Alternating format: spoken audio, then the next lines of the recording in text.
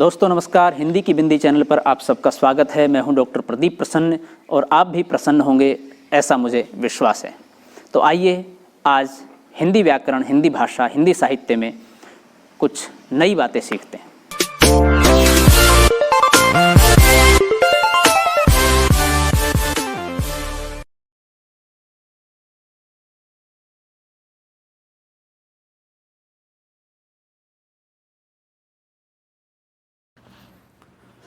विद्यार्थियों नमस्कार।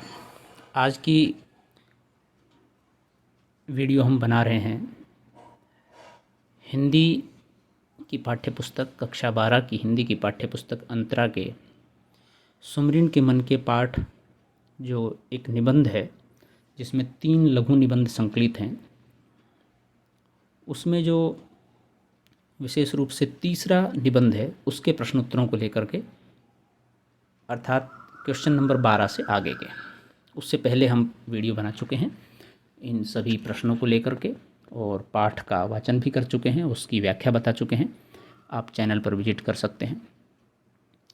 Video start करने से पहले आप सबसे रिक्वेस्ट है, यदि आपने हिंदी की बिंदी चैनल को अभी तक भी सब्सक्राइब नहीं किया है तो उसे सब्सक्राइब जरूर करें, बेल आइकन को जरूर दबाएं ताकि सभी वीडियो की नोटिफिकेशन आपके पास तुरंत पहुंच सकें और आप अपने कार्य की, आपके उपयोग की वीडियो आप जल्दी से जल्दी देख सकें।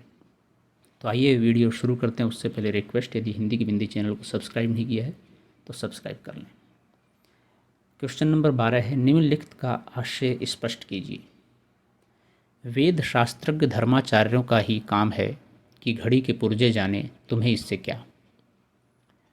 अनाड़ी के हाथ में चाहे घड़ी मत दो, पर जो घड़ी साज जी का इम्तिहान पास कराया है उसे तो देखने दो।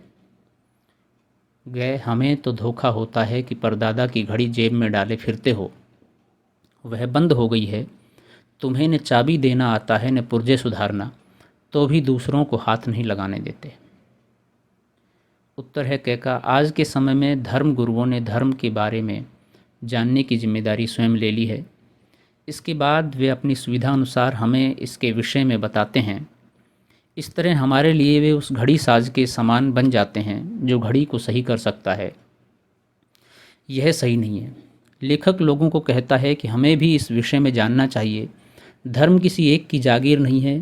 हमें इस प्रकार के धर्म गुरुओं को बिना मतलब के महत्व देने से बचना चाहिए। तुम अपनी घड़ी को किसी अनाड़ी व्यक्ति को देने से डरते हो। तुम्हारे इस इनकार को समझा जा सकता है। जो व्यक्ति इस विषय पर सब सीख कर आया है, जो इसका जानकार है, उसे भी तुम अपनी घड़ी में हाथ लगाने नहीं देते हो। यह बात समझ में नहीं आती है। अर्थात लेखक कहता है कि जो व्यक्ति मूर्ख है उसे तुम धर्म के बारे में समझाने या बताने से मना करते हो। अन्य और कोई व्यक्ति इस विषय में जानता है, जिसने इस विषय की जानकारी हासिल की है, तुम उसे कुछ क्यों नहीं बताने देते हो। इसका आशय है कि तुम वेद वेदांतरों की बात करते हो, संस्कृति सभ्यता की बात करते हो, धर्म की बात करते हो, मगर तुम इस विषय पर कुछ नहीं जानते हो। तुम वेद वेदांतर में विद्यमान ज्ञान के रक्षक बनकर लोगों को बहकाते हो, मगर तुम्हें स्वयं इसके बारे में कुछ नहीं पता है। यदि कोई इसके बारे में समझना था, जानना चाहता है, तुम उसे समझने नहीं देते। अतः इसमें हमें सुधार करना चाहिए। यह स्थिति मूर्खता से भरी हुई है। अगला प्रश्न है प्रश्न नंबर 13 कि वैदिक काल में हिंदुओं में कैसी लॉटरी चलती थी जिसका जिक्र लेखक ने किया है। उस काल में एक हिंदू युवक विवाह करने हेतु युवती के घर जाता था। यह प्रथा लॉटरी के समान थी। वह अपने साथ 7 ढेले ले जाता था और युवती के सम्मुख रखकर उससे चुनने के लिए कहता था। इन ढेलों की मिट्टी अलग अलग तरह की होती थी। इस विषय में केवल युवक को ही ज्ञान होता था कि मिट्टी कौन से स्थान से लाई गई है। इनमें मसान, खेत, वेदी, चौराहे तथा गौशाला की मिट्टियाँ सम्मिलित हुआ करती थी। हर मिट्टी के ढेले का अपना अर्थ हुआ करता था। यदि युवती गौशाला से लाई मिट्टी का ढेला उठाती थी तो उससे जन्म लेने वाला पुत्र पशुओं से धनवान माना जाता था। वेदी की मिट्टी से बने ढेले को चुनने वाली युवती से उत्पन्न पुत्र विद्वान बनेगा, इस तरह की मान्यता थी। मसान की मिट्टी से बने ढेले को चुनना अमंगल का प्रतीक माना जाता था। अतः हर ढेले के साथ एक मान्यता जुड़ी होती थी।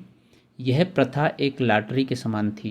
जिसने सही ढेला उठा लिया उसे दुल्हन का वर प्राप्त हो गया, और जिसने गलत ढेला उठा लिया उसके हाथ निराशा लगती थी। लेखक इसी कारण से इस प्रथा को लॉटरी से जोड़ दिया है। दुर्लभ बंधु की पेटियों की कथा लिखिए। यदि आपको पता है तो आप लिख दीजिए, अन्यथा हम आपको बता रहे हैं संक्षिप्त में। दुर्लभ बंधु एक नाटक है, भारतेंदु हरिश्चंद्र का लिखा हुआ। इसका पात्र एक है, पुरश्री है। उसके सामने 3 पेटियां रख दी जाती हैं। प्रत्येक पेटी अलग अलग धातु की बनी होती है। इसमें से एक सोना, दूसरे चांदी और तीसरे लोहे से बनी होती है। प्रत्येक व्यक्ति को यह स्वतंत्रता है कि वह अपनी पसंद की पेटी चुने। अकड़बाज नामक व्यक्ति सोने की पेटी को चुनता है तथा वह खाली हाथ वापस जाता है। एक अन्य व्यक्ति चांदी की पेटी चुनता है और लोभ के कारण उसे भी लौटना पड़ता है। इसके विपरीत जो सच्चा और परिश्रमी होता है वह लोहे की पेटी चुनता है। इसके फलस्वरूप उसे घुड़दौड़ में प्रथम पुरस्कार प्राप्त होता है। प्रश्न नंबर 15 है, जीवन साथी का चुनाव मिट्टी के ढेलों पर छोड़ने के कौन कौन से फल प्राप्त होते हैं। ढेला चुनना प्राचीन समय की प्रथा है। इसमें वर या लड़का अपने साथ मिट्टी के ढेले लाता है। हर ढेले की मिट्टी अलग अलग स्थान से लाई जाती थी। माना जाता था कि दिए गए अलग अलग ढेलों में से लड़की जो भी ढेला उठाएगी उस ढेले की मिट्टी के गुणधर्म के अनुसार वैसी ही संतान प्राप्त होगी। जैसे वेदी का ढेला चुनने से विद्वान पुत्र की प्राप्ति हो गई, गौशाला की मिट्टी से बनाए गए ढेले को चुनने से संतान पशुधन से युक्त होगी, और यदि खेत की मिट्टी से बने ढेले को चुन लिया जाए तो कहने ही क्या, होने वाली संतान भविष्य में जमींदार बनेगी। इस प्रकार के फायदे देखकर ही यह प्रथा लंबे समय तक समाज में कायम रही। इससे ये फल प्राप्त होते होंगे कि मनोवांछित संतान न मिलने पर पछताना पड़ता होगा। अच्छी लड़कियां इस प्रथा के कारण हाथ से निकल जाती होंगी। अपनी मूर्खता समझ में आती होगी। प्रश्न नंबर 16 है, मिट्टी के ढेलों के संदर्भ में कबीर की साखी की व्याख्या कीजिए, जो पाठ्यपुस्तक में दे रखी है कि पत्थर पूजे हरी मिले तो तू पूज पहाड़, इससे तो चक्की भली पीस खाए संसार। मिट्टी के ढेलों से यदि मनुष्य को उसकी मनोवांछित संतान प्राप्ति होती है तो फिर कहने ही क्या थे। मनुष्य को कभी ज्ञान प्राप्त करने की आवश्यकता ही नहीं होती या उसे परिश्रम ही नहीं करना पड़ता। कबीर ने सही कहा है कि यदि पत्थर पूजकर हरि प्राप्त हो जाते हैं तो मैं पहाड़ पूजता, क्योंकि पहाड़ पूजने से क्या पता भगवान शीघ्र ही प्राप्त हो जाते। उनके अनुसार इससे तो मैं चक्की को पूजना उचित मानता हूँ, क्योंकि वह सारे संसार का पेट भरने का कार्य करती है और वह भी पत्थर की बनी होती है। लेखक इस दोहे के माध्यम से मनुष्य पर व्यंग्य करता है। उसके अनुसार मनुष्य को भविष्य का निर्धारण मिट्टी के ढेलों के आधार पर करना मूर्खता है। ढेले किसी का भाग्य बना नहीं सकते, अलबत्ता उसे ऐसी स्थिति में अवश्य डाल सकते हैं जहां उसे जीवन भर के लिए पछताना पड़े। लेखक की बात यह दोहा बहुत ही अच्छे तरीके से स्पष्ट करता है। प्रश्न नंबर 17, निम्नलिखित का आशय स्पष्ट कीजिए।